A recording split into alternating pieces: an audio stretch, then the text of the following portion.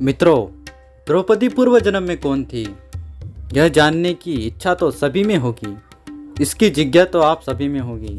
तो उसकी एक कथा महाभारत के आदि पर्व में कही गई है।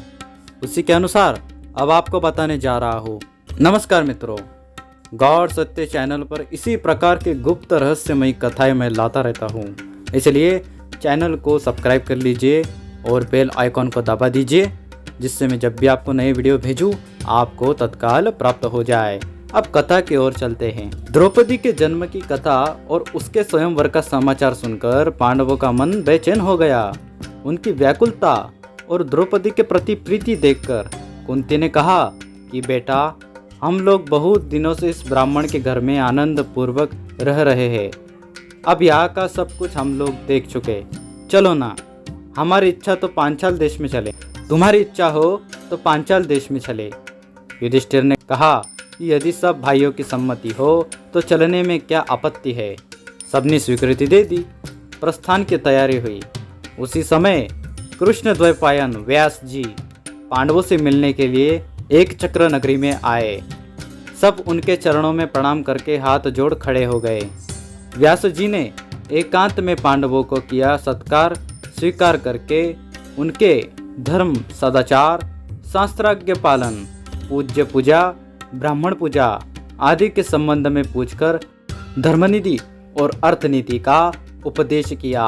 चित्र विचित्र कथाएं सुनाई। इसके बाद प्रसंगानुसार कहने लगे, पांडवों, पहले की बात है, एक बड़े महात्मा ऋषि की सुंदरी और गुणवती कन्या थी। परंतु रूपवती, गुणवती और सदाचारिणी होने पर भी उसके भी पूर्व जन्म के जो बुरे कर्म थे, उसके फलस्वरूप किसी ने उसे पत्नी के रूप में स्वीकार नहीं किया। इससे दुखी होकर वह तपस्या करने लगी।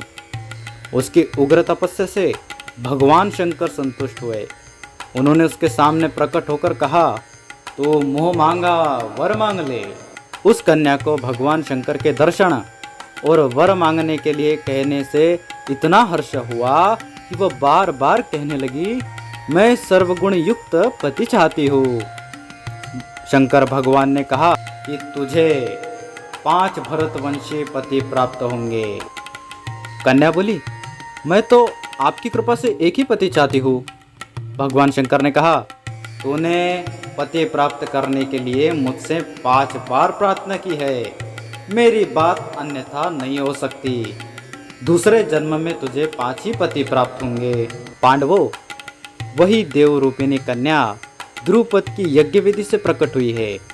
तुम लोगों के लिए विधि विधान के अनुसार वही सर्वांग सुंदरी कन्या निश्चित है। तुम जाकर पांचाल नगर में रहो, उसे पाकर तुम लोग सुखी होोगे। इस प्रकार कहकर पांडवों की अनुमति से व्यास जी ने प्रस्थान किया। तो यही द्रौपदी के पूर्व जन्म का रहस्य था जो मैंने आपको बता दिया। इसके पश्चात पांडवों ने द्रौपदी के स्वयंवर में अपना प्रस्थान किया और वह जीता भी और द्रौपदी को प्राप्त भी किया।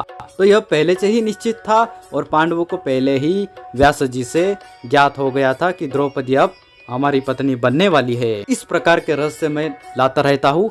वीडियो यदि पसंद आया है तो लाइक कर दीजिए, अपने मित्र और बांधव और सनातन धर्मियों से शेयर कर दीजिए।